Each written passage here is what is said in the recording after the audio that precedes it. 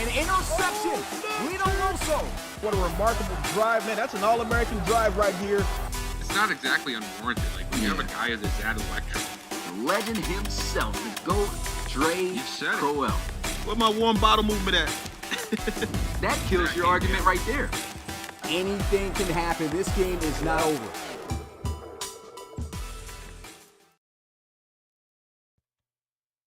What's good, Relocation Football League fans? It's your boy Smitty here with the weekly RFL podcast, of course, as we like to call it, the Bellcast. And we got Bill and Rob here, of course, with us for this one. How you guys doing? Pretty good. I'm doing good, man. As always, glad to have you guys on the podcast. And this is more than likely going to be a much shorter podcast than usual. Of course, a lot less games to cover, a lot less topics. The season is coming closer and closer to an end, but the season also is coming closer and closer to the next champion. But let's go ahead and first cover the games and recap what happened this past week in the wild card round of the RFL. As we start off with the first team to clinch a conference championship spot, it was the Portland Snowhawks. They went up against the number one NRC team, the Austin Desperados. Absolutely great team. You know, we expected Tavion Hall and the offense to, continue to do what they've been doing all season. And the Snowhawks defense showed up in a big way, and we were able to pull off a huge upset on the road in Austin, Texas, defeating the Desperados 33-23. I know this was considered, an upset considering the seeding, but I'm really not surprised that the Snowhawks won this game. The Desperados have been very good, don't get me wrong. But I said this a few times a couple weeks ago that I had a feeling that once we got to the playoffs, that some of these teams that just are so talented are going to start showing through, even if they had sort of up and down seasons, if you will. And I felt like the Snowhawks are, even though you could say that their record was 11-5, they didn't win their division. They're one of the best teams in the NRC when it comes to talent. And they're right up there with anybody else. And so this really wasn't a whole big surprise to me. I felt like the Snowhawks defense, like you said, they showed up. They kept Tavion Hall in check, which really allowed their defense to focus on Mason a little bit more. And their offense is just so high-powered with, Scott and Gidley and Smelter coming through now in the clutch for them. It's, to me, it was, I saw this coming. I didn't think the Desperados were going to win this game. In my heart, I just, the Snowhawks are just a really good football team, man. And I think people sort of forget about that sometimes, and they showed why that they are so good in this one. Yeah, you guys know how I feel, man. But I didn't think that the AI was going to have I didn't think the AI was going to actually lose to Coach O'Brien this week. I actually thought the Desperados would have a great game. That Tavion Hall would, completely take over this game, and so I do have to. I guess I have to give a little bit of that to a little. I'm going to say a little bit of that to Coach O'Brien, man. Simply because it does take some coaching, man, in order to beat an AI, and I do want to recognize. The game plan, the strategy that he's put together. I will say that watching him over the past few seasons, and he knows this, and it's no shade to all you new guys who think I'm trying to pick on your baby goat and Mitchell O'Brien out there. But Mitchell O'Brien has had some struggles with his offense. He's had weapons for years now. Nothing new. We knew this. I've said this multiple years in a row. Snowhawks, one of the best teams in the NRC. Lots of loaded talent. You don't want to meet these guys in the playoff when it's all on the line. They got a 99 overall quarterback. He's had this. It's nothing brand new at all to any of us. But he was having struggles, right? He was having struggles with trying to beat teams and put together game plans in order to win. And finally, all said and done, the smoke is clear. We've let bygones be bygones. And now you've got this team here with some extraordinary talent, young talent. A veteran quarterback that's seasoned in his prime, and now he's in the playoffs battling teams that the Snowhawks can probably beat. And so this is just all come to fruition. And, it's a round of applause for the Snowhawks, for their fans, for Coach O'Brien for getting a game here. He's earned that.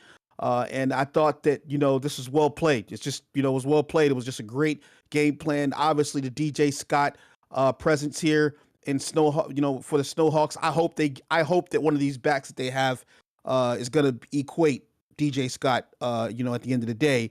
But this back is really, really, really good, man. Yeah, and I think that, that's also, something that's going to carry the Snowhawks as well. So just a great, great overall win for Coach O'Brien, and for all you Snowhawks fans. They got it done.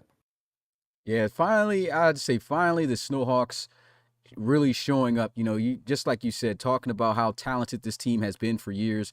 A lot of these pieces they've had, and they're developing to be even greater than they were then. And it's just finally all coming together, as we can see here.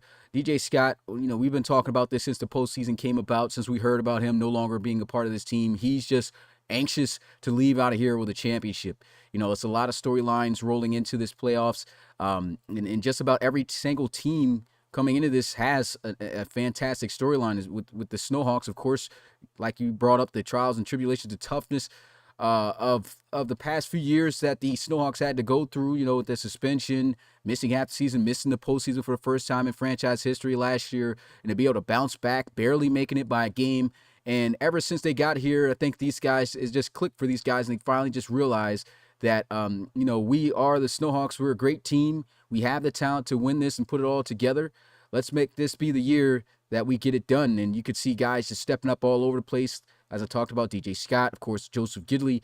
Even, I think the biggest underrated star that stepped up in the spotlight for the Snowhawks has been Dwight Smelter here. As you can see him leading the category with the yards in receiving. He's came up with a lot of huge plays and catches, outshining even Karis Curry here in the big moment. And so that, to me, just shows you just what we talk about, them having so much talent on really both sides of the ball. Their defense, I think, has been one of the most inconsistent areas for them in franchise, throughout the franchise. Sometimes they're great and sometimes they're not. Just a very inconsistent unit. And that's why, for me, I was betting against the Snowhawks in this. I just didn't see this defense, as great as they played the last couple of weeks, being able to stop Tavion Hall, the offensive player of the year, the running back of the year, the NRC, and, of course, the NRC MVP. I had a vision of him just being unstoppable in this game. We've seen the Snowhawks have a lot of trouble stopping the run, but they didn't really have any trouble at all here stopping the run with Hall. And I remember in the game saying that the Desperados need to throw the ball more. But honestly, when you look back at the stats, they kind of threw the ball too much. And I think the issue was the play calls they were calling when it came to passing. A lot of screens and short passes instead of trying to go deep at times when they needed to and really stretch the field, with guys like Cecil Austin III, who didn't come alive until late in the game. So just looking back at this game, I just feel like the Desperados really blew an opportunity to capitalize and make this more of a competitive game. It seemed competitive, but really this was the Snowhawks game for the most part. They got most of their points towards the end of the game. So the Desperados really struggled in this. The Snowhawks defense stepped up in a huge way. They managed to bottle up Tavion Hall enough to force them to have to step away from running the ball. Chase Mason, he actually didn't look all too bad, but they did not give him the opportunities to throw the ball deep. And that's what killed this team. They just really shot themselves in the foot with play calling, and the Snowhawks just absolutely dominated as they were supposed to. Really impressed, like I said, with this defense. And the guy here that you see in this picture, Casey Lott, big-time playmaker. I would say he was very underrated key piece to this game, because I've seen him come up and make a lot of solid tackles on Tavion Hall and stuff him. Not a lot of guys able to do that, but we've seen Casey Lott play in a lot of positions, even at linebacker at times. Started his career at safety, been a beast safety, even plays cornerback outside. He plays anywhere in that middle, that back seven, I guess you could say. The guy's just an absolute stud. And so I'm really looking forward, of course, to their conference championship game coming up. Very impressed with the way they played these last two playoff games. Of course, not easy wins, and they get it done against a very good, even though AI-controlled team, an extremely good Desperados team. And, very impressed with this performance. Got to give a shout-out once again to Mitch on a fantastic performance and great win to get to that NRC championship.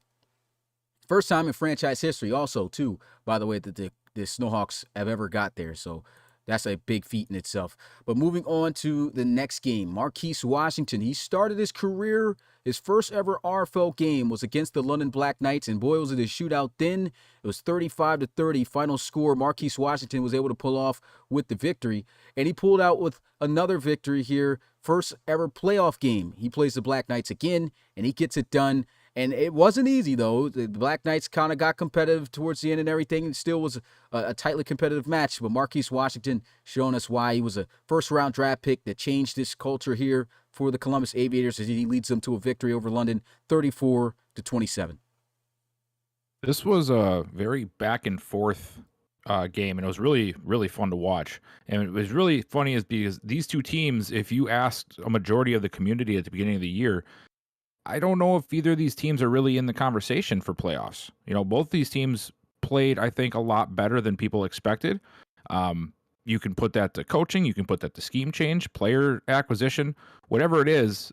These two teams came out hot and they finished hot, and it was a really, really good game to watch. And I thought it was really sort of a reflection of how our league is starting to transform. You had Holden Wolf, like Mr. Day One of the RFL guy, and he's facing off against the new age, Marquise Washington. And, at the end of it, the future always ends up becoming reality, and the future won in this one. It was a really good game, but you can see the level of excellence that we're going to have in this league for years to come with players like Marquise Washington coming in.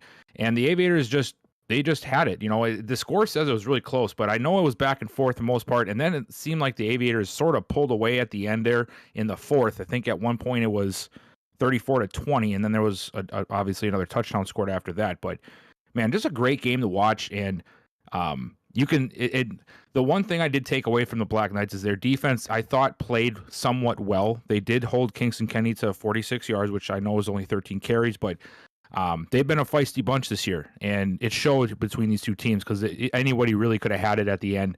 And like I said, the future of the league ends up taking it in this one, and the Aviators are going on. So good game to watch for sure.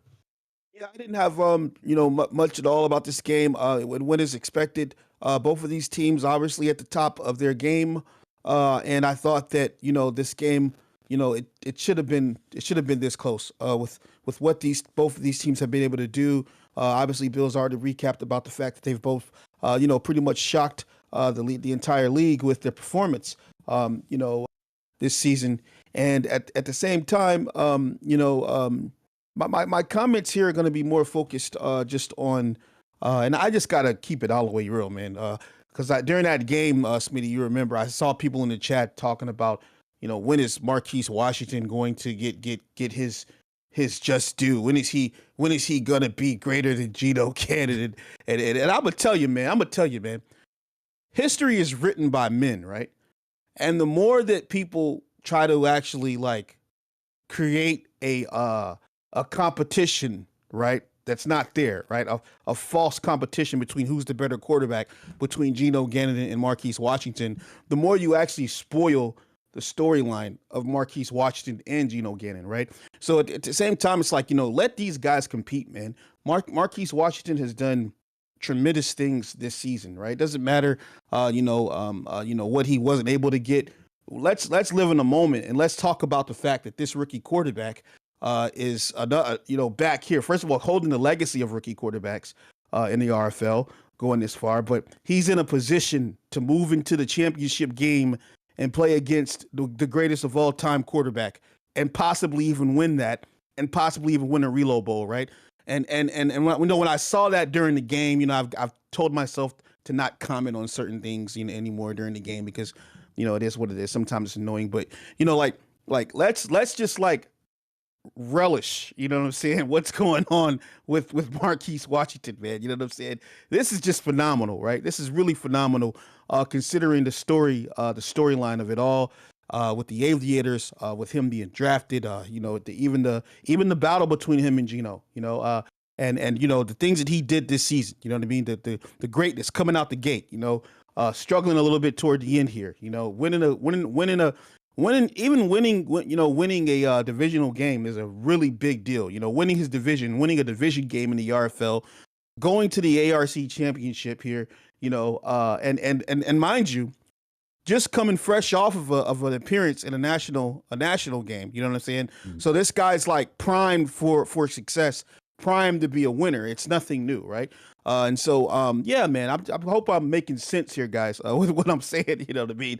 But, I really, really, am impressed with what he's been able to accomplish and how far he's been able to take the Aviators, man. Sky high. Yeah, and it's always going to be naturally that competition between the two because that storyline probably one of the best storylines just coming into the league in general. Two great quarterbacks, both at the same team. You guys already know the story. You go back and watch the series, and just to even talk more about both these guys, you got the guy, of course, Gannon. We already know he's an absolute beast. Won all the awards and everything because he's just more of a he can do a little bit more than just be a quarterback, So that's what really elevates him, especially when it comes to awards. More so comes down to statistics. But when you talk about Marquise Washington, this guy is a game manager, a field general, simply just able to take control of an offense and move the team down the field and make the best possible plays to avoid mistakes. And when you compare these two, it's just like I think that they're always going to be constantly neck and neck, even because even going back to the college series, first time these guys ever played each other in that LSU and Florida game, to throw it in the back of the end zone. I think it was Cleveland who just caught the ball out of bounds. Marquise Washington could have won that game, lost it. Geno Gannon and LSU wins that 30-23. And then we go on to the to the playoffs. LSU and Geno Gannon barely makes it in. Marquise Washington, second-ranked team going into, the playoffs.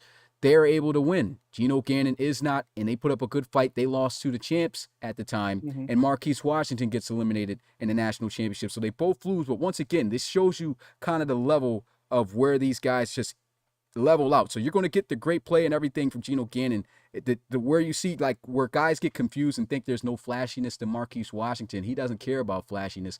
He cares about getting the job done. This guy makes it further even in the postseason in college.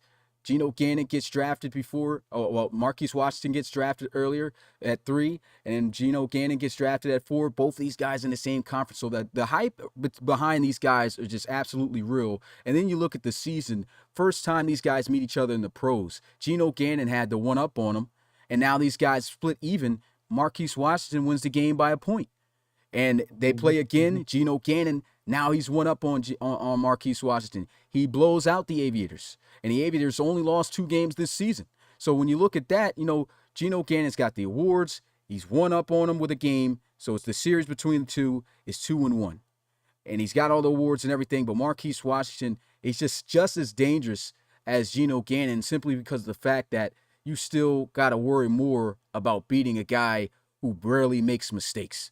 And this guy is able to advance a team that only won 1 game. And that 1 game they won last season was by 1 point against a team that did not win a single game that year in the Pioneers. So the Aviators, to take this team to this point, even though he didn't get the awards, even though he's down a game to Geno Gannon, he still won the division with Geno Gannon in it.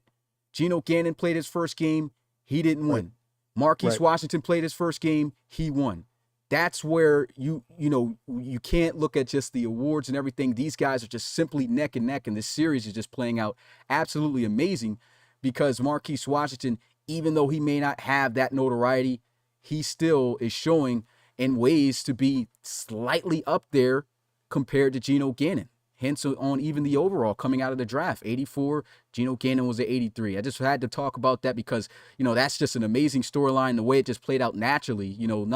Nothing, of course, staged. Everything just played out. Just absolutely outstanding. And to see him come in this game against the London Black Knights, and we knew the Black Knights were going to be difficult to beat in this matchup.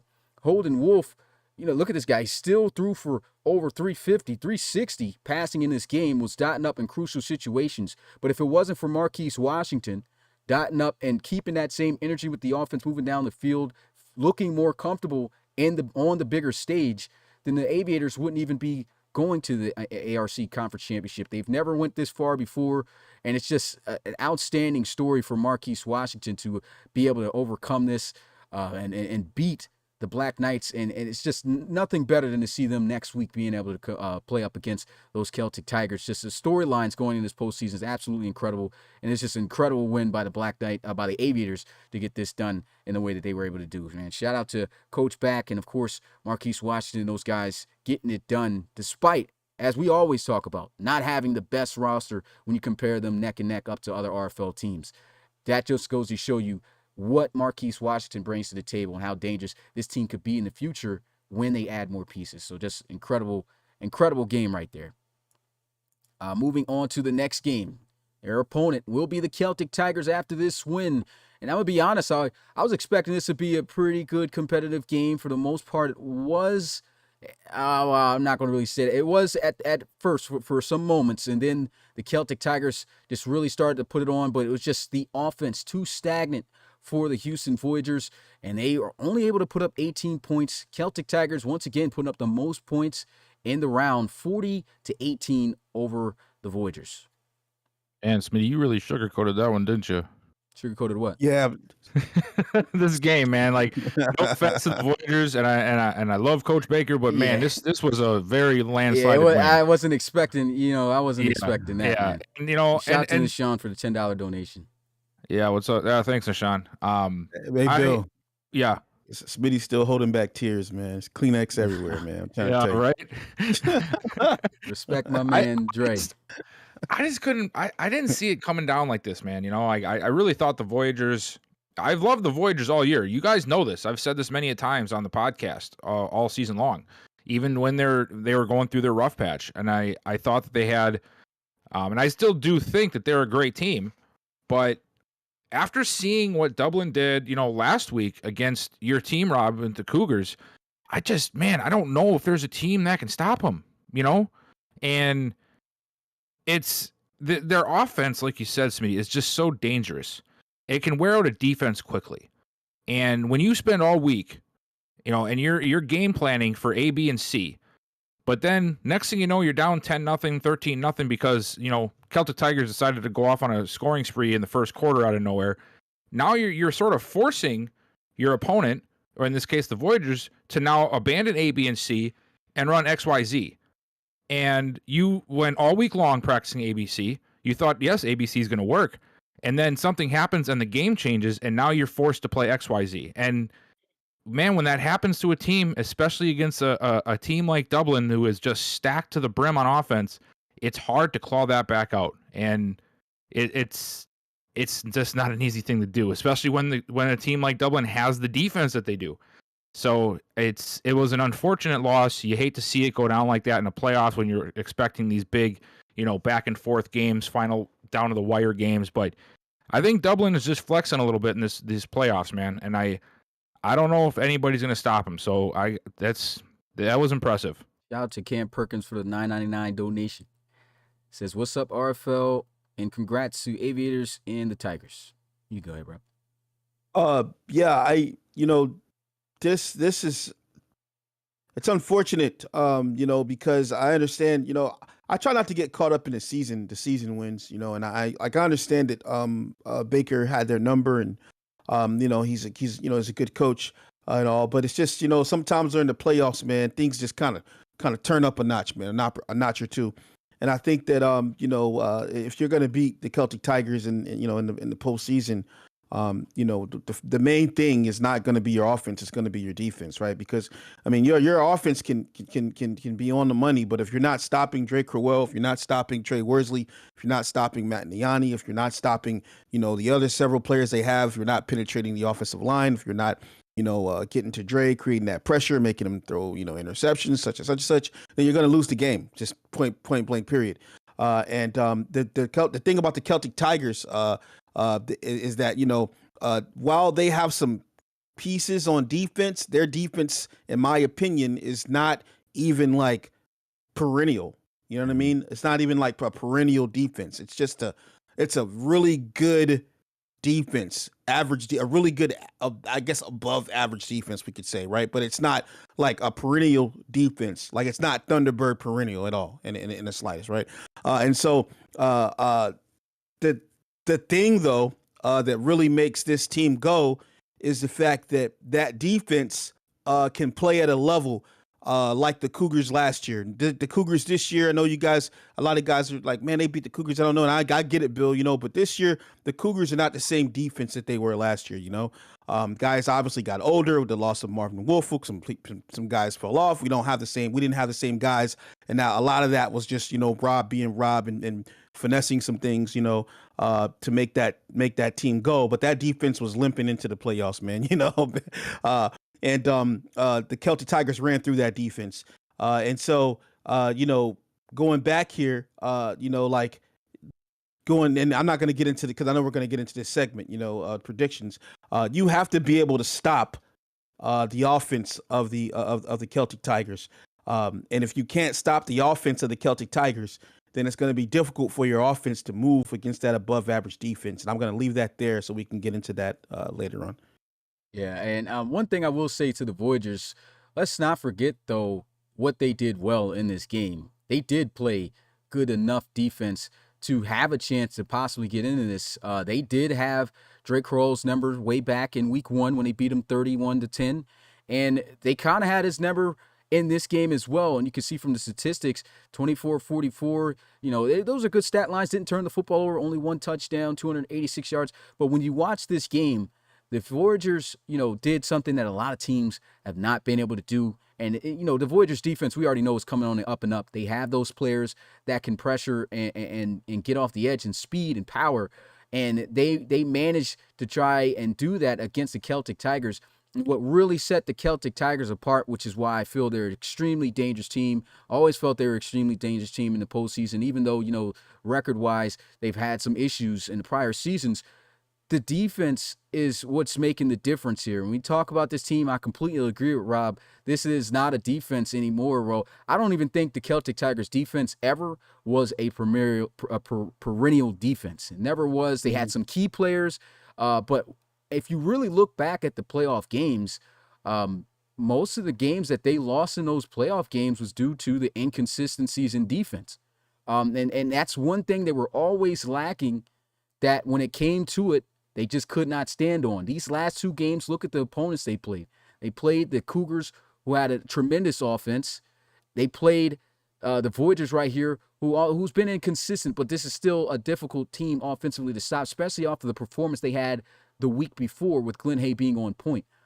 So with that, I think the Celtic Tigers defense is what's making the difference this year, because now we always know the offense was going to be there, but the fact that the defense is now there with them, this is almost an impossible team to stop. You already have to play a perfect game in order to be able to shut down the offensive side of the ball. Now you have to worry about moving on your offensive side of the ball on a defense that's building up all types of morale, and it's difficult to play because you can't underestimate these guys. I think about some of the plays they've even made this season. The one interception that Geno Gannon threw in that game, that was a wide open play. But, you look at the older guys on that team, the way he broke on that, just about any quarterback would have made that read to try to make that throw, and Reed Holmberg's jumping that. That's what I think really catches teams off guard, is you do have to respect the Celtic Tigers defense. They may not be the best in the league, but you have to respect the players on that. And I think that's the area that's really stepped up the most. Dre is doing what he's naturally been able to do. Voyagers managed to do a great job, but what also makes the Celtic Tigers dangerous as well is, even with the pressure they were able to send, classical Dre just able to show out, and still, even though he was rattled at times, was able to deliver great throws with constant pressure in his face that extended big-time plays and drives for this game for them to get the victory. So that's just outstanding. Can't wait to see what they'll do next week. Of course, we'll get into that like Rob was talking about. And so we'll move on to the next game. This big win, though, of the Celtic Tigers in the final game. Man, definitely a lot to talk about this. Best playoff game of the season. Shout out to Thomas Didymus for the $20 donation. Let's get the hashtag Relo Gang in the chat, T. Diddy. But just talking about this game, we're all going to get into it. I'm not going to dive into it in the beginning. I'll get my stuff at the end as usual. But the Explorers, an unbelievable comeback. They beat the Steamers 27-26. Yeah. Yeah, this game was, man, it was something, that's for sure. What a win. Obviously, everybody saw that amazing last drive. I remember when the punt happened, and you said, Smitty, if the Explorers want to win this game, they got to go 95 yards. And Rob was like, man, they just put number 5 on the 5. Wow. And I'm like, man, this is not going to happen. This is just dead in the water. Like, we're going to throw a couple Hail Marys and some stuff's going to happen, and we're going to be going home early. And we deserved it, to be quite honest, after the performance we gave in the first 3 quarters. Our offense sputtered. Our defense, I don't think our defense played bad. I think they bent because of the way the offense was playing. You know, as I always say, I believe the defense and offense sort of play off each other. If one is failing, the other one is going to eventually follow suit at some point. And you know, the Steamers had a really good game plan. They attacked as well. We tried to stop the run, and I know it says that he didn't have a lot of yards, but I feel like that 13 for 55 is definitely not representing of what he was able to do in that game, because there was some huge runs that guy had, and Myles Kerrigan is who I'm obviously referring to. But, you know, Relo can put us in really, really rough and confusing spots and make really weird decisions, but as much as I hate it, the guy just has something in him where he can make these kind of plays at the end and pull something out that probably shouldn't have been pulled out, but here it is, you know, and it's not a fun thing to go through as a coach. It's rather nerve-wracking sitting there watching him throw the ball to a person that you sitting on the sideline who will never play quarterback in any professional light knows not to throw that ball, and he's just like, yeah, throw it, and he just does stuff. But then he does these things where he drives 95 yards with 2 timeouts under 2 minutes to go, and for once in the entire season runs out of the pocket and delivers a strike to a guy who hasn't played all year. And those are the things you just can't ignore, and that you can't make up. Like, it's like a movie script how that play went. And it was just a great game. Hats off to the Steamers. A great team, great coach, great players. They're going to be back at it next year for sure. But yeah, I just, man, I really don't know really what to say, because this game was just really, really out there for me. Yeah, man. You know, you already know how it is, Bill. You know, we joke with you, man, because we know you're a very serious guy when it comes to your team, man. You know, extremely serious. But Bill's the only kind of guy, man, that says, yeah, I think I win because I focus on the wrong things, you know, what bad. Yeah. A lot of guys would have just ran with a win, period, man. You know, but I understand, you know, I'm understanding you a little bit more as, you know, we get to know each other, our coaching styles and stuff, man. I get it. You know, this is not the score that you wanted to see with the Steamers.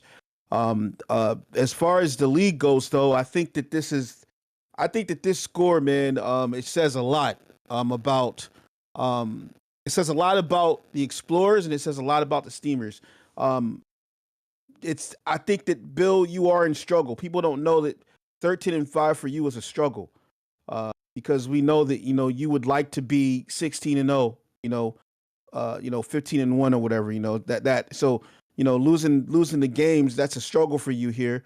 And you have some things to figure out. You know, you're still trying to figure out the QB position, you know, and some other things, and making the defense be consistent and such and such. And at the same time, man, Justin Jones is now 2 plays away from a championship appearance with the Steamers, right? Because last year the 1 play, and this year the 1 play, and I feel sorry for him, man. You know, I do feel sorry for him because, you know, as a coach, man, you know, to know that you're 2 plays away, you know, like last year with the Cougars and the Red Dragons, you know, 1 drive away, you know what I mean, from a Relo Bowl, you know. So I know what it feels like to, you know, see that go down in the fashion that it went down over the weekend, and how Justin Jones must feel right now, knowing that, like, you know, this happened. But then I had to say to myself, right, that's football though, right?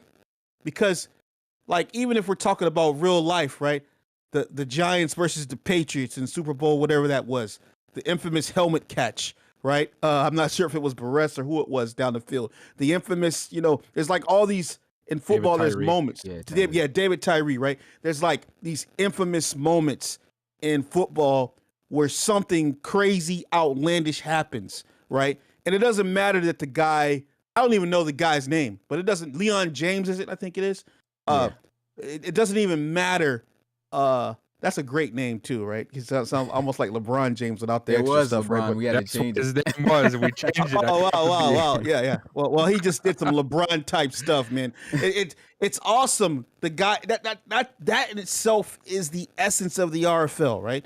The storyline, the once in a lifetime opportunity for us to see something that we've never seen before, right?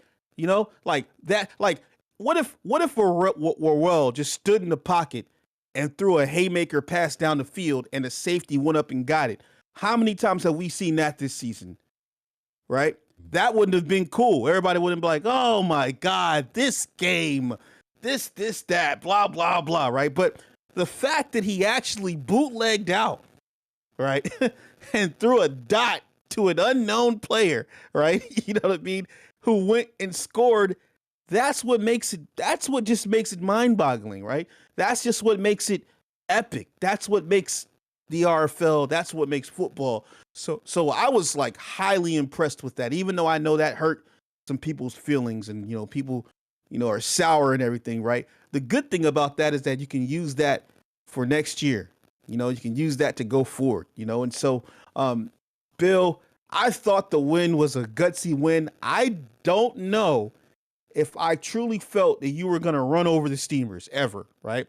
I did feel that it was in your favor because I think that, you know, if I had to go with the two coaches, you know, I see that you've been very successful, you know, and so I do favor you in that aspect there. And I know that, you know, Jones is a great coach. He has a lot that he's learning. He brings a lot to the table. But I do respect, you know, what the Explorers have done. But I wasn't all the way sure that y'all had this game. You know what I mean? Like I was like, I don't know, man. These Steamers sometimes they find ways to win. But you know, it was still an awesome game at the end of the day, man. And it was just crazy, man. Like watching the replay, Smitty, you know, we went crazy. Yeah. To seeing that happen. So yeah, man, that's my 2 cents, man. I'm gonna give it to you, Smitty. Can I add something really quick to that? Yeah. Two things, really. One is this a general thing, because I don't think a lot of people know this, and I know you guys know this about me.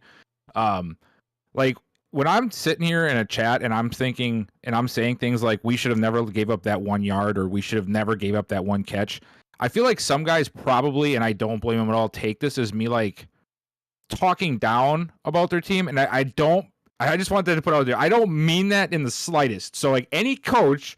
No, you're just bougie, Bill. We know it. You're bougie about football. Like, that's my style. expectations for my team. That's not me hating on your team or downplaying your team. That's just how I think. So like, I just want coaches to know, or anybody else, I do not think that low of your team. I just Bougie think Bill. of my team. Bougie Bill. Let me get Bougie Bill in the chat. Bougie Bill. Hey, Smitty. Bill wants it to be every play goes for a touchdown. His quarterback has 800 yards, 40 of 40, no interceptions, no sacks. He wants their team 3 and outs every single down, all punts, no field goals, no touchdowns, all the penalties for them. What else is this, Smitty? All the glitches for them, you know what I mean? Bell for Bougie Bill. Yeah, Bougie Bill, man. Yikes.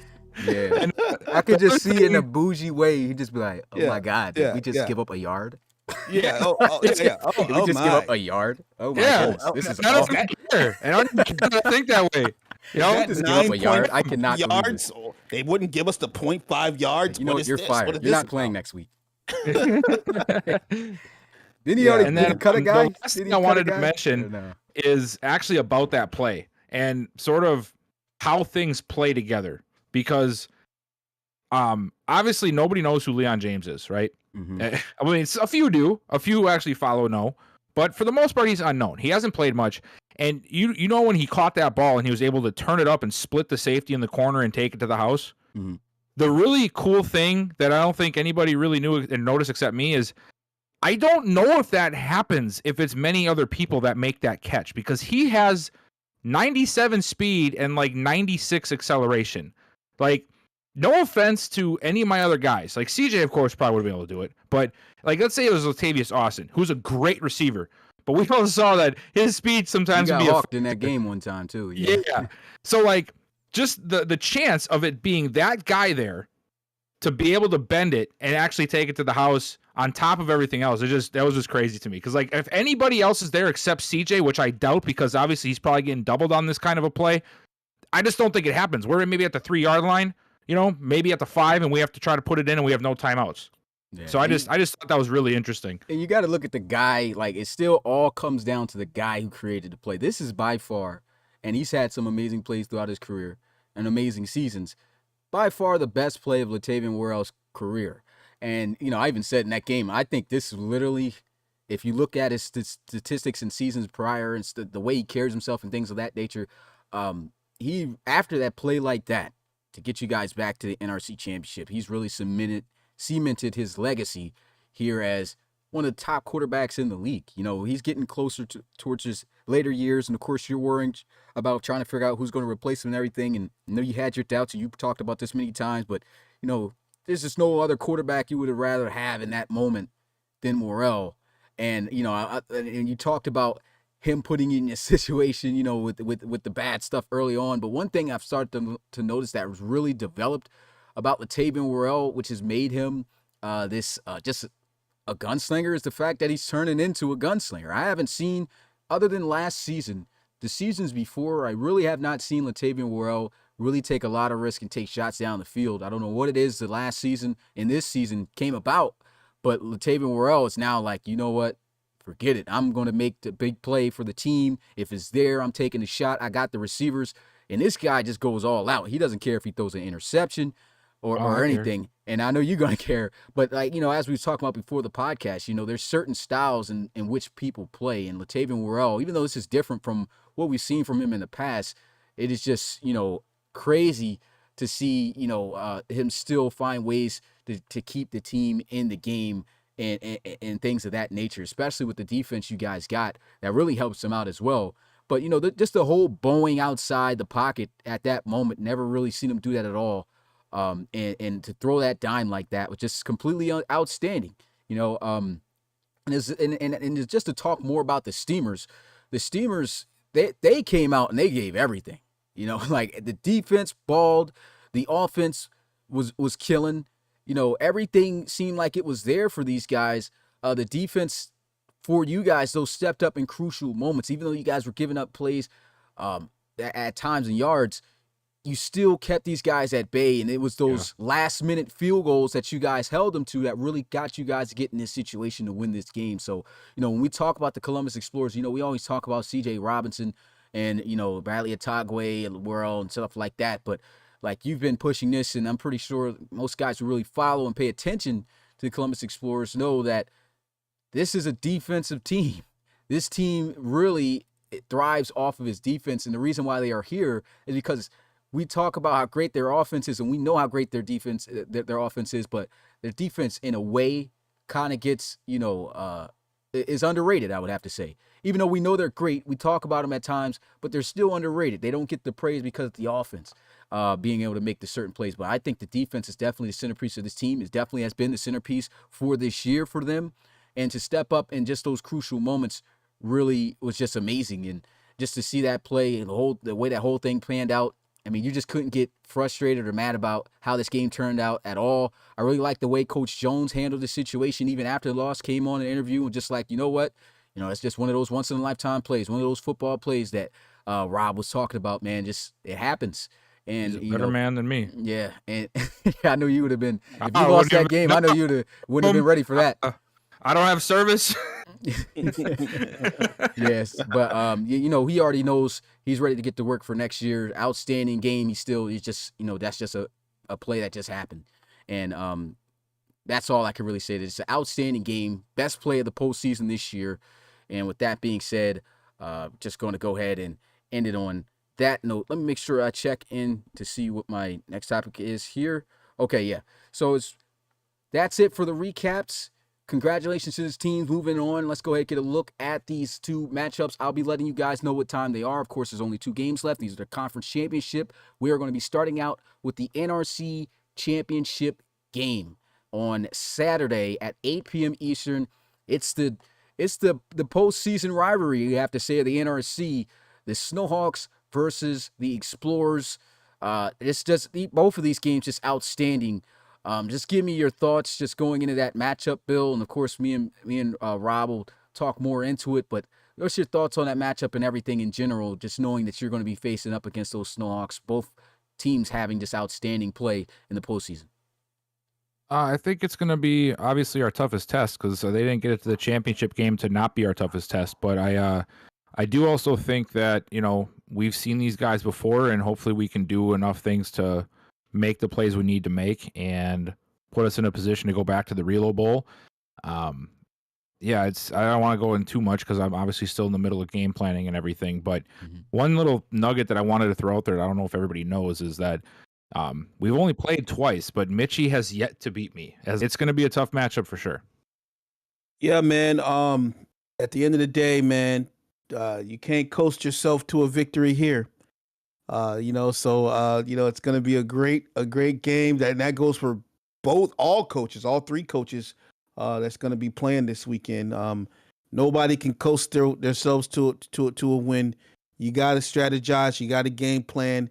If you don't strategize, if you don't game plan, it might be an L. And so, what I'm gonna say about this Snowhawks game here is that Bill, he's got a lot of work to do. Facing Gidley, he's got to find a way to shut down Gidley in that running game. And at the same time, Coach O'Brien, he has to come together and find a way to beat the infamous Bill Nicholson, who has repeatedly ran through the playoffs, and won games.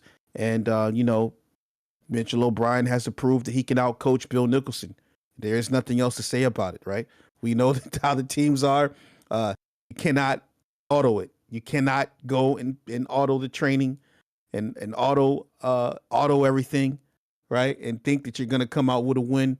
You got to get it done. So the pressure is on. Same thing goes for Bill. He's got to figure out how to beat these Snowhawks because the Snowhawks are not, they're not a game, right? They're pretty decent, and they're here. The game likes them an awful lot. And as far as over there on the other side with Coach Back. We'll get to that. Okay. Yeah. Okay. Well, I'm gonna stop there then. Who do you got? Who you got winning that matchup?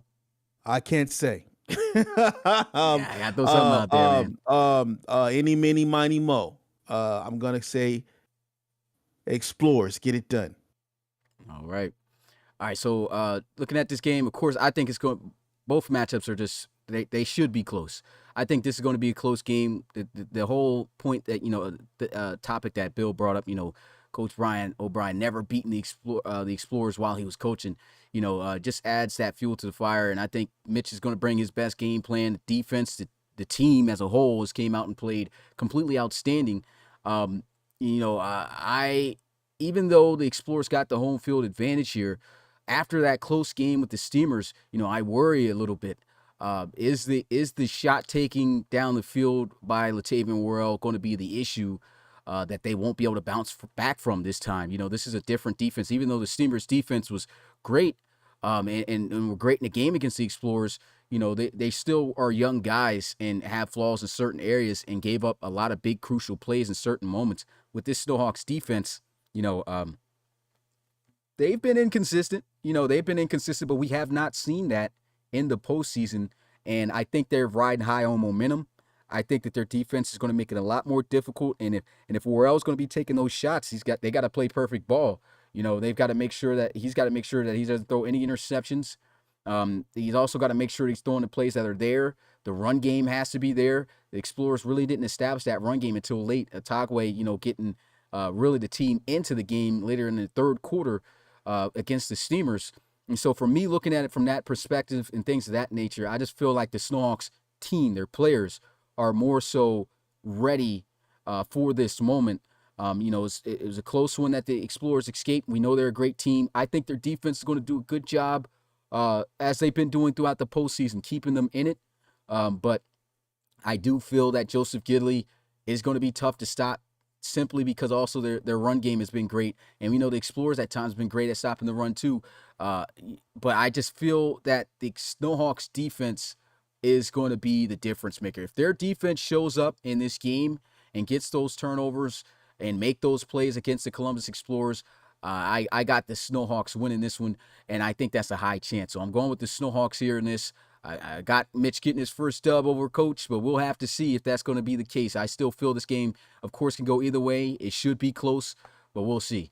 And just to even put out there once again, we're all praying that we don't get a Columbus Bowl because we do not Oh want. yeah. No, Let's just put that out there right now. Yeah, we can say it now. Yeah. One 'Cause of these otherwise you're gonna Columbus have teams a have to hoopty lose, bowl. man. It's gonna be a hoopty bowl. Is what Somebody it's gonna be, man. has to lose from Yeah. Columbus, man, or Yeah. it's going to be.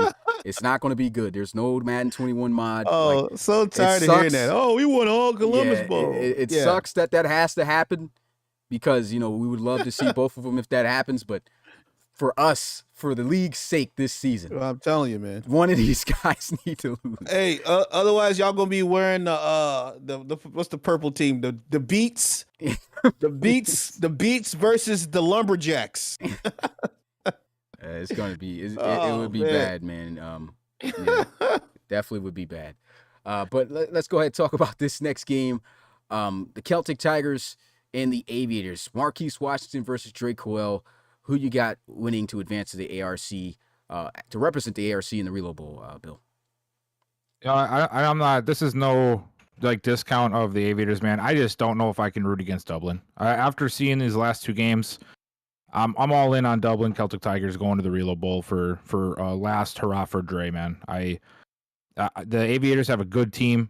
I know they do, but that the Celtic Tigers are just so good in so many areas. I just don't know if a team can stop them. So I'm gonna have to go Dublin. Man,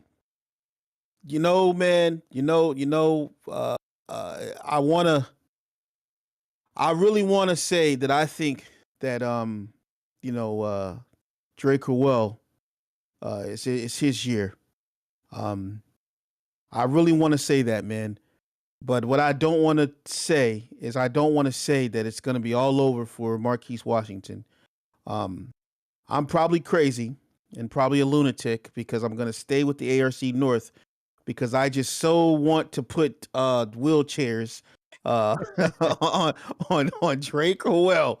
I'm kind of like the evil troll, man, on his career right now. And so if he makes it, and I know that if he makes it to the Reload Bowl, I'm never going to be able to argue with Smitty about anything Drake Crowell ever again. I don't think y'all understand the stakes that are going on here. If Drake Crowell beats the Aviators, and it's going to be, trust me, it's going to be 10 times 1,000 worse with this Drake Crowell greatest of all time thing out of Smitty, man. And so with that said, man, if we all want to have peace for the rest of our lives here in the RFL, whenever Drake Crowell is mentioned, then I need for Marquise Washington to do the impossible. Can he do it? I don't know, man. With that run defense that they've had this year, allowing 102 yards easily on the ground from a back, if you allow 100 yards against Trey Worsley, in the zone time, right? It's going to be an issue. If you allow him to do that, then you're going to that means you're allowing Drake Crowell to stay in the pocket and make accurate passes. And once he can do that, because if the running game is going, the passing game is going to be strong for him. And that means that he's going to light up very fast off of short passing, medium passing. And you better hope that he's not throwing that thing to Matt Nayani. Because I don't know if the Aviators cornerbacks are physical enough for Matt Nayani. Well, now, on the other side of that coin there, the Aviators have been playing really good with what they've got and the numbers. You know what? You guys know I'm not all about the stats and everything. They've only been allowing 20 points a game or something like that or whatever. And I think that coupled with the fact that they are one of the best passing teams, right? And they are one of the easiest teams, one of the best teams. And we're not just talking about points. We're talking about going down the field, methodical drives every time for points, it's got to be the Aviators, right? Whether it's field goals or whether it's touchdowns, these guys have been really, really good there. These guys have a tremendous running game, a two-hand combo, right? So that's going to be very interesting there. They have a lot of weapons that they can use at their disposal. And so I'm going to use my football sense here, and I'm going to say that I think that these Aviators at 14-2 are red hot right now. I don't think that Drake Crowell has enough in him in his tank to knock off this team here. And so I'm going to go Aviators. I think the Aviators get it done. I just really hope, Smitty, it's not by a landslide Because if it's by a landslide, Smitty, you gotta know we got the gold wheelchairs, baby. We got them ready. So I'll just let you know. All right, I'm done. Yeah, so I feel like this game's going to be close, but I'm definitely going to go with CT here. I know that the Aviators got themselves a really good offense that can drive down the field and get those points, and we've seen at times Celtic Tigers defense be inconsistent, but that was during the season.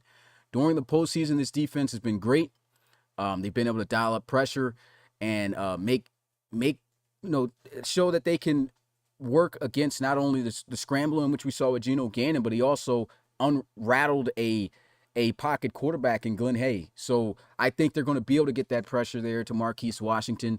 And from that being able to happen, I think the offense is not going to be able to move as consistently as they want to. The run game will have to flourish for the Aviators in order for them to be successful. If they do not have that run game show up as it usually does every week, then in my opinion, there's no way they win this game. They got to be perfect on the defensive side of the ball and do what they've been doing all season in order for them to have a chance. But what scares me that's got this more so in the favor for the Celtic Tigers is the fact that the Aviators defense, they give up points at times. They give up the big plays, and they haven't played CT at all this season. So that's a different monster in itself. We've seen them play up against good high-flying teams as well, and they've managed to pull out with wins. But when you have to really compare and put in the shootout, Celtic Tigers offense versus Aviators offense, I'm definitely going with CT in that regard. But what's also I think is going to be huge is the Aviators. The shot for them to win this game, in my opinion, is we can talk about Matt Niani not being able to have a cornerback really to be able to cover him. But I think another underrated area for this Columbus Aviators team and this defense is the secondary. I think the strength of this team is in the secondary, so they should have a good, legitimate shot of slowing down the pass game of the Celtic Tigers. And because of that, the Celtic Tigers will have to be successful running the football.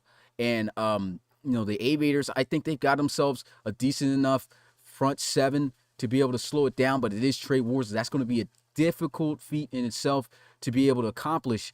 And because of that, because it's so much that the Aviators have to do to get this done, that's why I feel that CT will be able to win this and advance on to the Relo Bowl, something they haven't done since season 1. But yeah, that's going to be it for.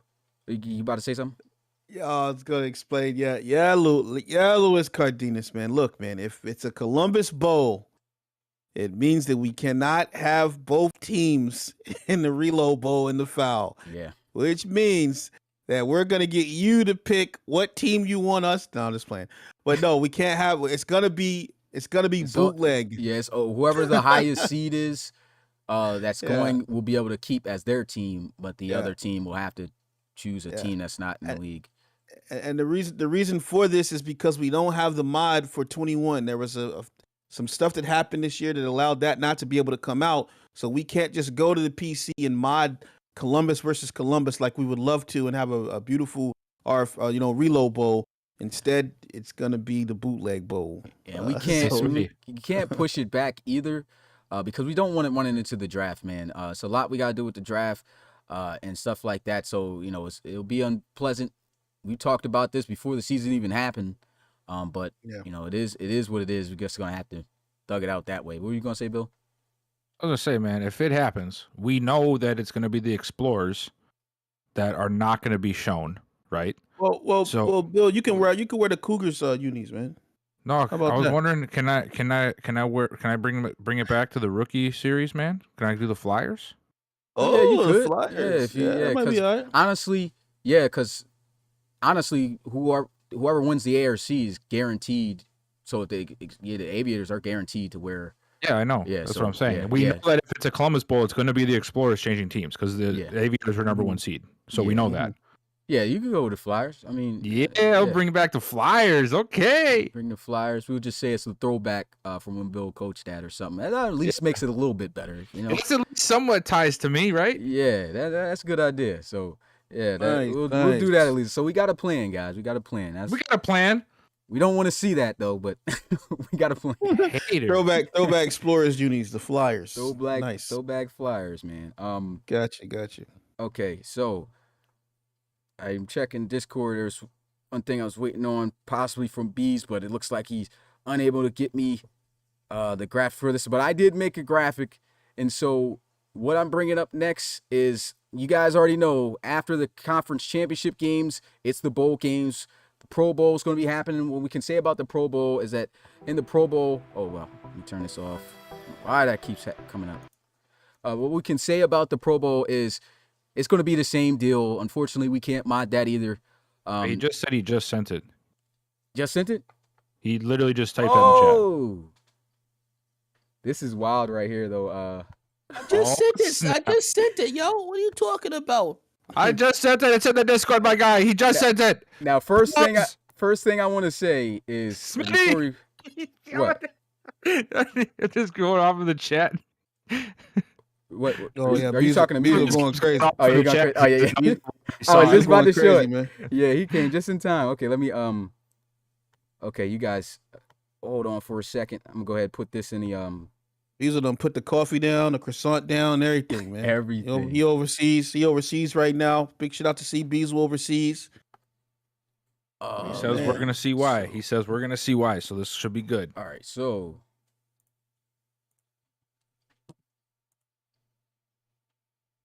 who's that called? Okay. It would be Coach Back. Call him Diesel too, Bill. The Diesel with the win. I'm weak. All right, loading this up. So while I'm loading this up right now, you guys already know the Pro Bowl, we won't be able to do the modding, so that'll be going back to what we did in season 4, where we had the Mexico City Golden Eagles, and I think it was the Blues that will represent the blue and the red, of course, yeah. NRC in the air. So we'll have to do that again for the Pro Bowl on Madden 21. And of course, those rosters and stuff is already set. You guys, I know, are very excited about the College Series Bowl. We had our first College Series Bowl last season, and last season, was amazing, high-scoring game, very exciting to watch. And the way that worked is we had 2 coaches be able to draft who they want on their team from the College Series, representing either the East or the West. And with that, they were able to formulate their game plans and everything and play each other. So this will be on PC, so this can be modded. This is the only thing that can be modded this season that we'll be able to do. So with that being said, you guys, I have chosen the 2 coaches that are going to be representing the East and the West of the College Series Bowl. And with that being said, the 2 coaches let me see if I can finesse something real fast. Is there any way I can press this without revealing the coaches of what I had? You better not mess it up. Okay, then I had. Beazle said his heart was racing because I he know. literally was working on that till the last second. Because I had. You guys are gonna be. I'm trying to see if I can hit this reflex real fast because it's going to show. But why don't you just delete it? Yeah. I can't look at it once I bring it up. It's going to show. Even if you right click on it. Yeah, it's not in this section. You see what I'm saying on my it's in here. Gotcha. So if I click that, it's going to show. So I'm going to have to. Yeah, they got no way with it. Damn. Man. So That looks kind of crazy right there, man. yeah. So that's what I had originally. But the 2 coaches that are going to be in the College Series Bowl are, pulling it up now. Where's that?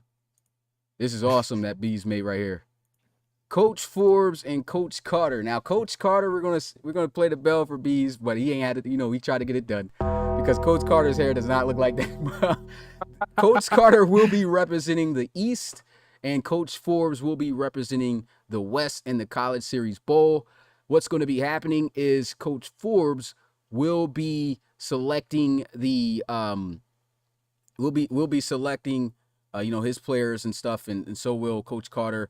On Monday, though. So Monday after the conference championship games, we're going to have a stream probably at 8 o'clock or 8:30. It's just simply for that. where these two coaches will be, drafting for Saturday, that next Saturday. So congrats to Coach Forbes and Coach Carter for being the selected guys. And let's give a shout out to Bizu for this, man. He literally took these are their faces for real. I know Carter looks off because of the hair, but these were literally their faces. And let me see if I can bring mine up. So this is what I had. What you had? Huh? You really want to show what you had? Yeah, mine wasn't that bad. But this is what it was. So these were their real faces. So these are their real faces. He did an excellent job. Of making these faces almost look just like how they should in 3D, man. Let's go ahead. So that's what they look like. And this is what they are in 3D. Carter looks crazy though, bro. But that definitely looks like Coach Forbes. So shout out to Bees, man. Great job making that 3D design. Planning on possibly working some things in the future with this, so stay tuned. Definitely in the talks. But yeah, that's it for that. And with that, we're going to move on to the final segment, which is the Fun Facts with Pat. Now, the Fun Facts with Pat segment, this is going to be a little bit different because you'll see. These are more so bet related. I'm not going to give you that much reloads for this, Pat, because I don't think people are going to know these answers. So I'll say we'll give you Pat's at it again, trying to stack the table in his favor. we'll give you 200 for each answer. And if somebody does get it correct, we'll give you 250 and give them, if they get this correct, oh my God, 1,000. What I call them, Smitty? Pat scams? I forget what I call them, man. I can't remember. Oh my God. All right, so let's go ahead and look at this. I don't think anybody's going to get this, man. Really, do you even know this? No. Would you have known this without knowing I the would not have answers? known this without knowing the Which answers. teams have performed Being honest. best and worst against No way I would've Oh, known. Lord, So man. you guys already read it. I'm not even going to Lord. put a time on this. I'm just going to go until I feel like, whatever. So the RFL began doing bets for reloads in season 5. I think we just started doing bets or something. I don't know if we did. Yeah, we did reloads. Did we have reloads during the season, RFL season? Or was that during the college series? I don't think we did. Yeah, we didn't do. No, well, we did. Yeah, we did reloads last year. Yeah, but in the RFL season, or was that in the college? We did, but we Okay. just didn't have the program in place. We just had the actual reloads in place. Okay, cool. Let me go ahead and bring this up. So remember, I had that $200,000 game or something. It was racked up against me for the playoffs last year, or week 17 or something. Everybody bet, and I was like worried I was going to bankrupt the RFL. Yeah. You're right. Yeah. All right, so I gotta pull up even the pictures myself so I can know what the answer is. All right, so it's been up here. In season 5 and 6, which teams have performed best and worst against the spread? Yeah, Okay, so we have some. Healthy Tigers and Cougars, man. We got Nope. best CT. we can. How about we have you guys betting this too? Because I Yeah. mean, Healthy Tigers and Cougars is what I'm saying. Gotta be. are you saying for the best? No, Celtic Tigers best and Cougars the worst. Nope. I almost feel like I got to put my team up there because I feel like we've always get betted against. Nope. Whatever, man. Hey, it's not Celtic Tigers at all. Nah. We got the worst is the Wizards, best is Voyagers. Are we taking Oh, like, Dreadnoughts. people doing Dreadnoughts. just one no. guess, Yeah, or they have to guess Dread- both? Dreadnoughts had 2 good They seasons. have to guess both. Okay. I guess if they get half, then they can get 100. So I said whoever gets this right. Actually, Pat's the one getting 200 because it's a loaded. Okay. Like it's a tough question. If you So- get this right, then you'll get 500. So Thomas says CT best, Pioneers worst. Mm-mm. QPOC says CT best, Miners worst. Mm-mm. Oh, he says he doesn't know. Okay, well at least he tried. No, Oh, Dre- yeah, no count. Dreadnoughts. No Dreadnoughts best. Nope. I'm gonna go 5. 10. I'm counting down to 10. Pioneers and Cougars, CT and Explorers, Pioneers and Bulldogs, Monarchs, Crusaders, I keep forgetting the other side. I forgot about the NRC. Blacknecks, Armadillos. Yeah. So from what I'm seeing, and then I didn't know which one he for best or worst, but Coach Armstrong got half of it. But this is the answer here. For best, it was the Sacramento Miners, and for worst, it was the Chicago Tigers. Wow. And Interesting. yeah. So I'm trying to think. Is that says against the spread? Is that what That's ATS what means? ATS means, yeah. Okay. Yes. Okay. So those are he even got the ratios there. So We had somebody I thought guessed. Oh, so they guessed worst.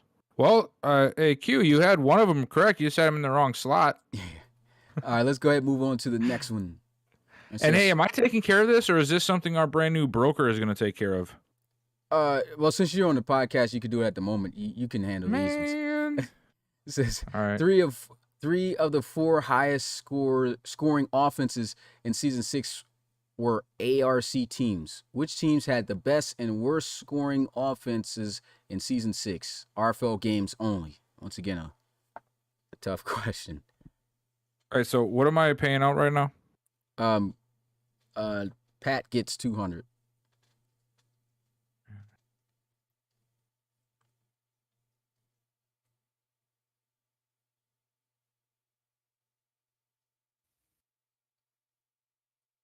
I'm thinking Aviators, Huskies, Cougars. Mm-mm. Best. This is really off topic here, Rob, but I figured I should just bring it up before I forget, and we're waiting on answers. I see here that Brewer tried to do something in the Mr. Bank, and it told him he doesn't have permission. Mm-hmm. That was this morning. I don't know if Yeah, I've been that was- I've been trying to give him I gave him the commissioner role. I don't know why he can't do it. I think Mr. Bank thinks he's fraud. So might be a wrap for that broker stuff, Brewer. All right, so Yeah. CP, All right, so he's got half. all right, so where are you at right now, Smitty, with what you've read off so far? Let's see. Well, I'm down to Laquavius right now. Says best steamers and then worst wizards. But the first one to get the worst run. Oh, well, actually, Explorers and beers. I have guys go on until. All right, so now guys can guess the best. I've seen the worst on here, and we'll just look back to see who got the worst. I mean, the best. The worst first, and then the best first. And this is a legitimate question that could be looked up. So Yeah, this is very easy to find, to be honest. yeah. So for Pat, Yeah, I think we should just get it because Cougars, it is. worst wizards. We'll give Cougars Pat. and- We'll give him 500 for this, and 100 to 250 to the one who said the Wizards first. So who said the Wizards first that you can see in the comments as the worst? Trying to find where.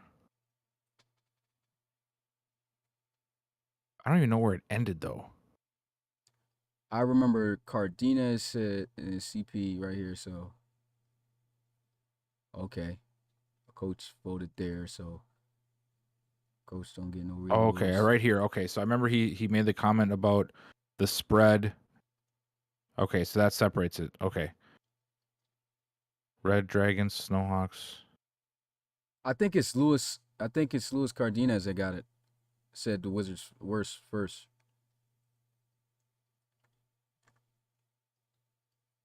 Yeah, because the only one over top of that is Coach Baker, and he's a coach. He don't get reload. So Okay, yeah, so who was the best? All right, so the best is the London Black Knights. Ooh, I don't think anybody got that. 29.6 points per game. So we'll give Luis Cardenas 250, and Pat he'll get 500.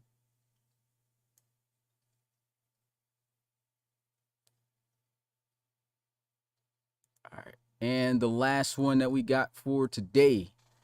It says there were 3 shutouts in RFL season 5, none in season 6. Which teams had the best and worst scoring defenses in season 6 RFL game? Once again, a legitimate question. So I'll put a timer out this time. Cougars worst. Let me check on that. Just make sure that we got. Okay. And you said Lewis is getting 250, right? Mm-hmm. Okay. What do we got now? Which teams have the best and worst scoring defenses? Oh, okay.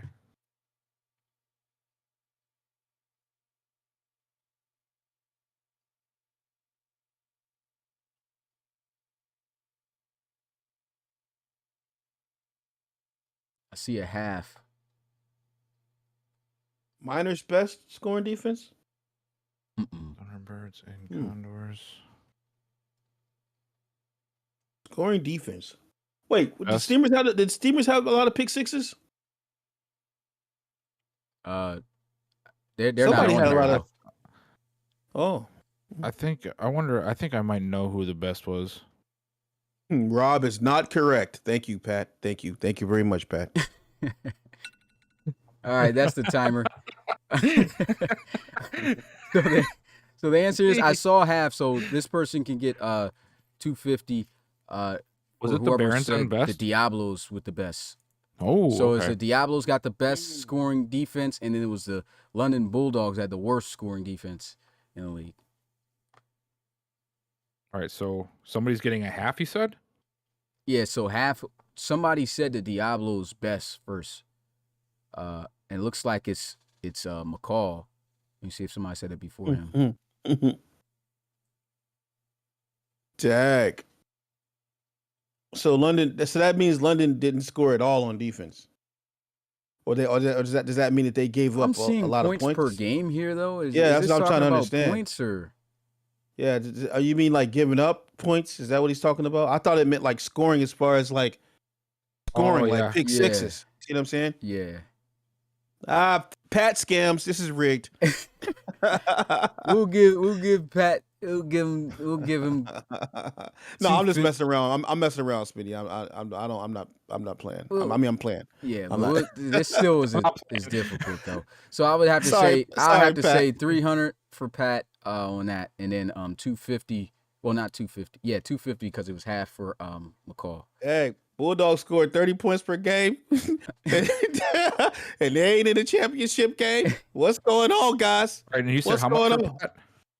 Pat? Pat gets 300, and McCall gets 250. All good. All right then.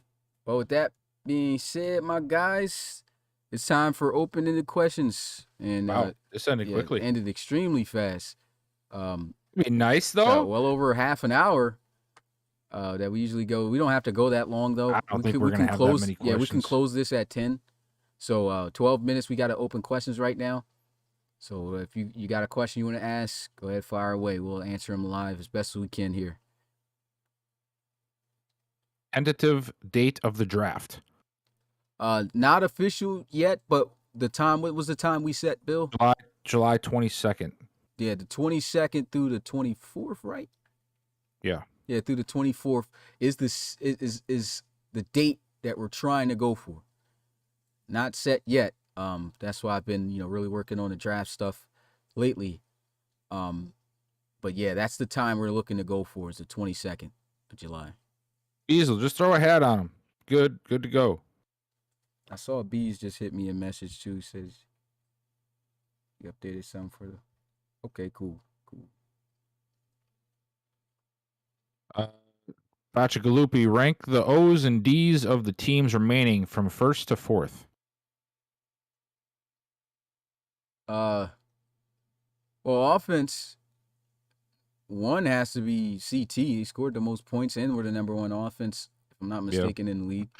So that's We know one. they're one, and I'm not even trying to be like a hard head here, but I know that my team is fourth, and what I just don't really know about is who's 2 and 3 between the Snowhawks and the Aviators, because I think the Aviators have been more consistent, but we've seen some firepower out of the Snowhawks lately, which is why I'm a little. I think in up that there, but- category, you literally just got to look at.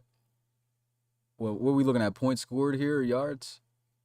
I was wondering if we just look at a general, Well, in which general, offense would we rely on more? Which one would we want more? I honestly would rely on Aviators more. Yeah, guys, I was about to say that. Speedy, if you would have said In the something. background. The Aviators' offense, man, has been the most consistent offense that I've seen this entire season, up and down the field, and you can take that to the bank. Yeah, the Aviators, I would take them over because I even said in couple of podcasts during the season that the Snowhawks Yeah. have been inconsistent. So yeah, I would go CT, Aviators, Snowhawks, and then Explorers for offense. For defense, That's not I disrespect me right think here, that man. I think it would either be between the Snowhawks or Explorers. But to be honest, the Explorers, looking at how this whole thing blows the Snowhawk kind of out of the water for how they've been able to shut down teams and stuff in crucial moments. So I would say Explorers for 1. For 2 would have to go to the Snowhawks. 3, it's really even between the Aviators and Celtic Tigers. That's a hard one. What do you think, Rob? You played both of them. What would you say is a tougher defense between the two? Wait, between the Celtic Tigers and Aviators? Yeah. Yeah. Aviators, man, because you don't you don't know what they're gonna give you, what they're gonna do, man. For whatever reason, that defense just creates stops, man. I feel like the CT defense is just like I say, it's you can look, man.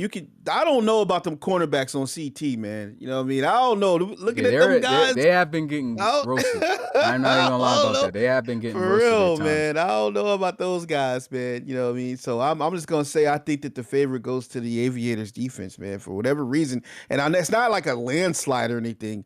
It's just that there's a reason that Marquise Washington has been so successful, and that's because the defense of the Aviators is on the ball. Well, that's what I'm gonna say. This is what I would say. Why I'm going to go with CT is because I feel like the only strength really for the Aviators on defense has been those cornerbacks.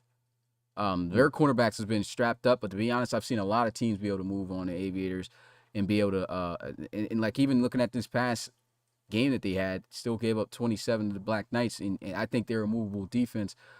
Even though the Celtic Tigers defense, their cornerbacks struggle, I feel they got a lot more pieces that are solid compared to the Aviators. I don't really think that the Columbus D line is as good, or their linebacker core. And honestly, I'll take CT safeties over the Aviators as well. So I honestly feel like the difference is the cornerback play that's only in favor of the Aviators. So I would take CT as 3 and then the Aviators at 4. Let's compare these. Who are the safeties? Who are the safeties for the CT? Demore Williams and Levon Wilkins. I know Demore Williams is the best safety of the two teams that they got. Levon Wilkins, he's been a beast there, but I can't remember. I don't know what his overall and stuff is now, but he's had a good season as well. So so say the 4, the starting corners and the safeties. Who are they? I'm going to so for the cornerbacks for the Aviators, I definitely know is Lynn Mayberry and the King Armstrong. And the King Armstrong. Yep. Those two alone is better than Stuart Trent. Is that the safety?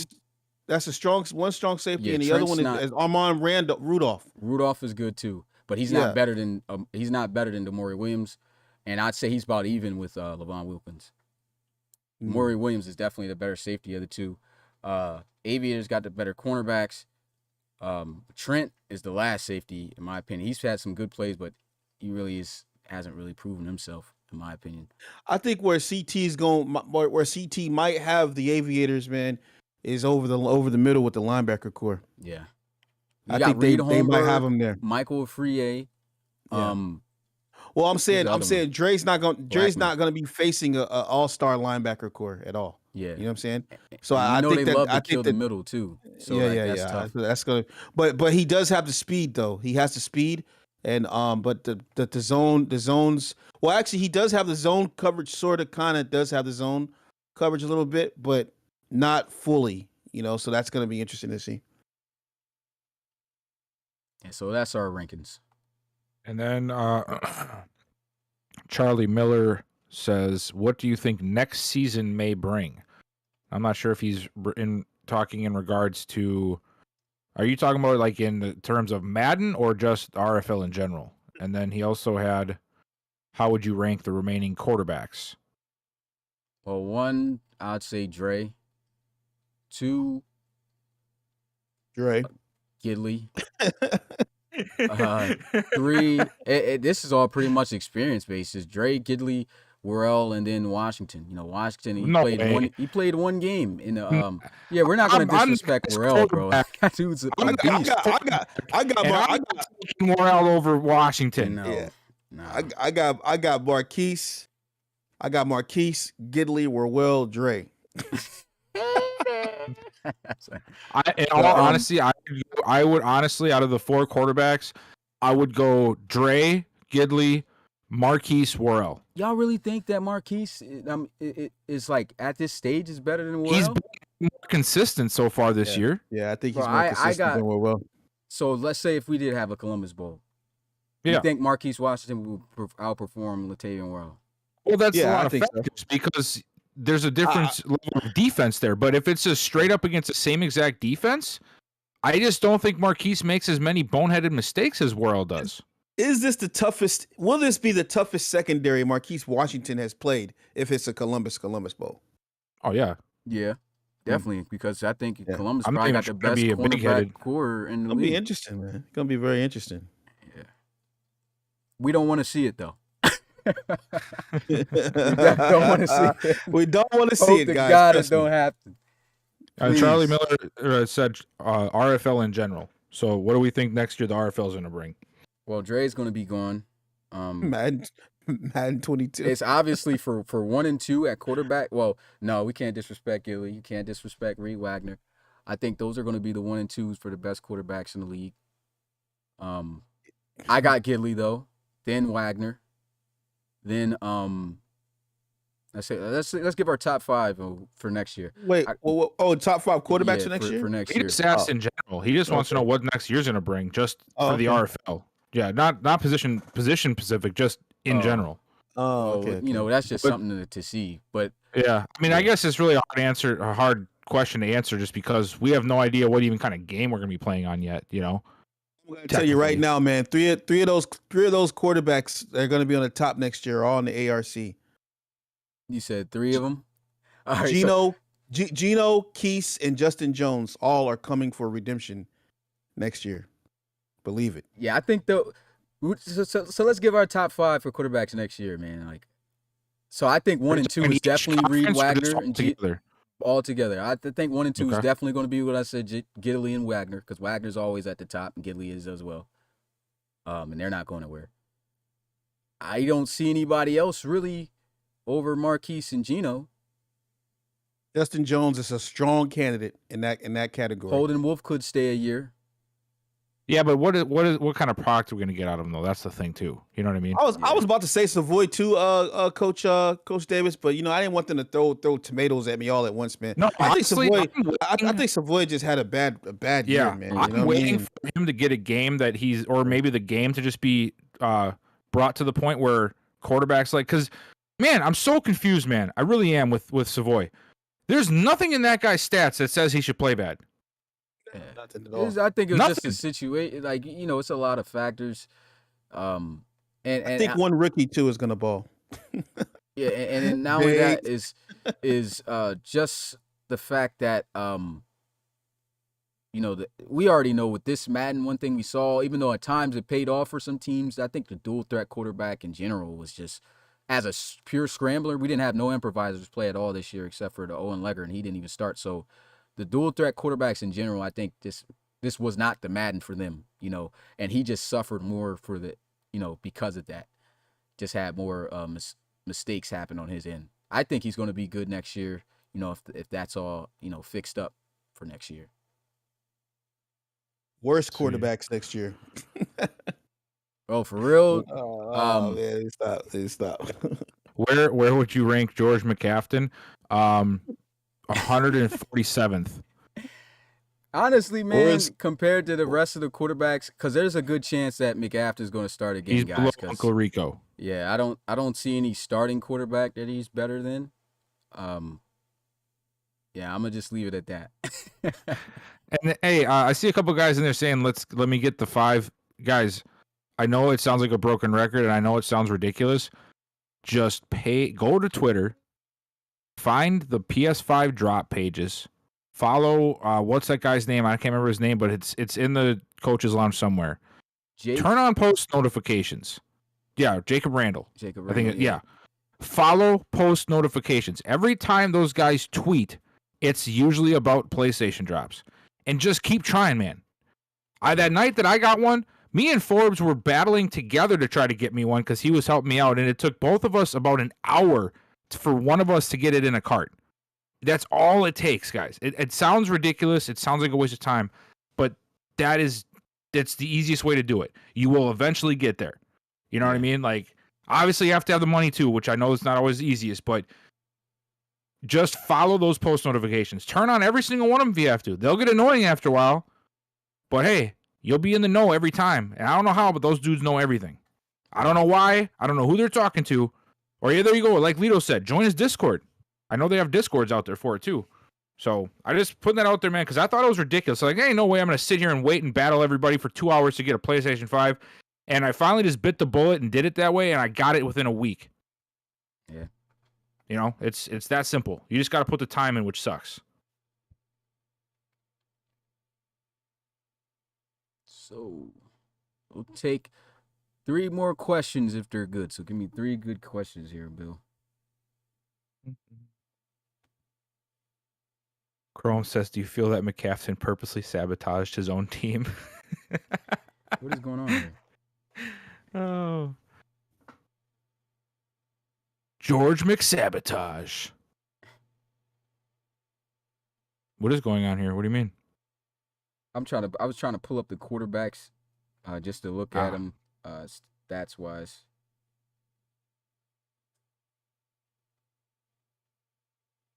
Any questions more, guys? I don't really see anything else coming through. Worst, okay, Tyrus Moody says, worst trait about every team remaining. That's a little different. Yeah, that's a good one. Inconsistency. I think each team has an area of that, so that's a good question. So, starting with the Snowhawks, I mean, in the playoffs, some of them haven't shown that yet. But if you had to talk about the team cumulative and where I wouldn't be shocked if they do it in this conference championship, I think the Snowhawks defense and offense at times has been inconsistent, and that could happen in the game.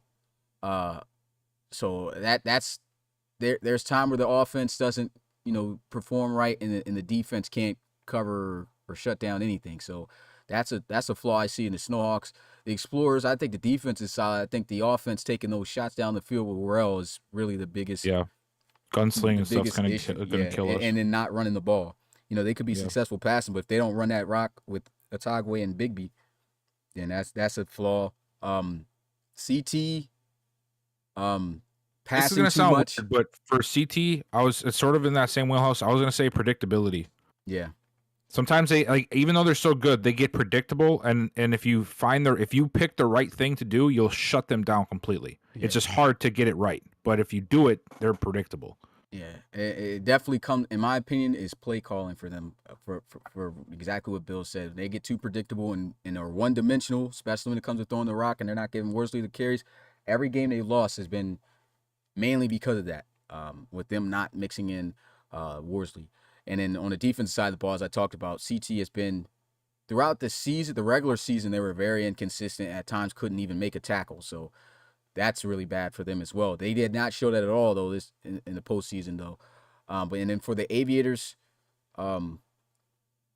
receivers, not getting open at times. They've been good as of lately, but the receivers we already know is not the strongest suit of the team. And the defense, I think if they play to their overalls is the only thing, but they haven't really done that this year. So not too many flaws for the Aviators, to be honest. Two that are pretty quick to answer, and then one last one I think here. So Chrome wants to know where the Relo Bowl is going to be this season. I don't know if we even know that. Is that, well, obviously if we just use the game, probably be in Tampa. The game, yeah, it will probably be. Well, no, because we have to sim at least a year, huh? Yeah. To relocate, so we don't even know. Yeah. I don't know how much Madden puts in to make sure their future Super Bowls are in the right place. Yeah, so we won't be able to tell you that right now.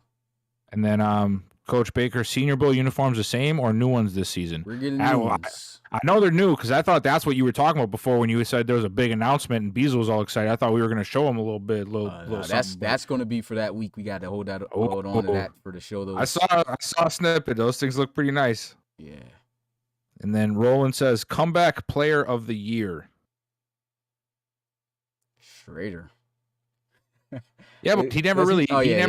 Well, he was though, you know horrible. what I mean? But most improved, yeah. Most improved, yeah. All right, but comeback. Who was really horrible last year but great this year? Bro, they want you to say McCaffrey. They want you to say McCaffrey, man. McCaffrey did not. No, McCaffrey's the only reason that team wasn't in the playoffs this year. McCaffrey can't be because this year was a bad year for him, so he can't be in that. This is for somebody who was successful. He won double the games that he won last year. Who did? McCaffrey. The Pioneers might have. Yeah, Pioneers. Yeah, wasn't they didn't win a game last season. They did win twice the games, but wasn't because of him. He won 4 games this season. He's not the comeback player of the year. He never arrived though. Yeah, same he with was Schrader. Never just good. He was never like a staple of the league. You know what I mean? So who fell off and turned up this year? I think that's the best way to put it. So who fell off last year and turned up this year? That is really hard. I got Schrader. Well, honestly, man, you could say Gidley. I was about to say Gidley. Yeah, but Gidley didn't fall off. He was suspended. Yeah. I guess that would be the Snowhawks in general. If we're talking about teams, the Snowhawks would be one. But that was coach done. That wasn't. Yeah, I really don't have just a player. Yeah, a player. I really can't. Would you count Axel since he had a shortened year last year because of injury or no? No, because he never really popped off anything before and that. Then when you look at it, it's like that was his rookie year too. So yeah. Shoot, Eric Fisher? Probably. I mean, I know he didn't play great, but I mean, the dude wasn't even starting last year. He still got the team to the playoffs, so yeah. Probably Eric Fisher. Or his teammate, like Mitchie said, Darius Martin. But I mean, Martin had a good year, but he just wasn't like. Oh, you know what, bro? Yeah, it's gotta be Martin. Because he had a great year. He just did not get back to what he was a couple years ago. Yeah, but that's why I would say a comeback because he literally fell off like bad, had a bad year, and came back crazy. So I would probably say Darius Martin. And then maybe have final question right here. Yeah, this big one from LaQuavius. Yeah, he says if you wanted to make the Relo and win, and you could pick a non-quarterback player outside the playoffs to put on one of these playoff teams that you think would make the biggest difference, or if you just got owner of a team. Okay, so so it's that one, or you got an owner of a team, you could pick any 2 players non-quarterback to start your franchise with. Who would it be? Say it again. He's got 2 questions here, so I don't know which one we want to go with. The first one is taking a player that's not in the playoffs that we think would be the most beneficial to a team in the playoffs, or you just took over a team and you get to choose whichever 2 non-quarterback players you want to start that franchise. That's kind of loaded. I'll have to really think about a whole lot of players because there's a lot of dudes. These teams are already good, you know? Like, yeah. Who would I really replace, you know? I can't really answer that. I want Ash and Okoye on the same defense. Ash and Okoye. That would be pretty good. Yeah. If I had to choose 2 non-quarterbacks to start a franchise with. Oh, he said to start a franchise. I thought he was talking about. That was the second question. That was the second question. I would choose. I would probably choose Isaiah Ingram for my defensive line because pass rush is king. And then I would choose Tavion Hall on offense. Yeah. I would have to go Tavion Hall because I think he's, as a running back, I think it's solid to have a good running game. So I'll say Tavion Hall. And I Right would now, want, Stephen Forbes is yelling at Michigan voice right now. They don't care about Madison Axel, man. They don't care, man. Madison Axel, man. no, I got on defense, man. That is kind of hard. I would go Isaiah Ingram too. So It doesn't have to be defense. I just thinking like I would want somebody on each side of the ball. Obviously, yeah, I wouldn't go 2 on offense either. So that's why I was. But really, who was the best defensive player this year? Like that dominated. Well, that's like Oh yeah, I'll take Woolfolk, yeah. Woolfolk. Hell yeah. Oh heck. Wow. Heck yeah, Bell and Smitty. I go Woolfolk. Well, I guess Go ahead and belly yourself Yeah, after but- that one. Yeah, who's ratchet now, Smitty? I got him. Got him. Hey, Lito, you nosy too, man. Rob chewing in the mic. Yeah, I'm hungry. I ate all day, man. My stomach touching my back. What's going on? I got a little taco here. I had to bite into it. I'm sorry, Lito Loso. Everybody put spy in the chat right now. Nosy stuff. Lito Nozo. Lito big Noso. que- Lito big- Nozo. the big question is then what type chips you eating on, man? Those chips, what you eating? Nah, man, I got a little taco fajita type thing going Oh, on you got here, a whole man. meal You know, over there. yeah. Uh-huh. Thought he was yeah, chips. Got a little hungry, man. Got a Sound little like hungry. a hard shell over there. Dang. Yeah, let me mute the mic, man. Loso's listening, man. Oh, Hawkeye. That's his new name, Hawkeye.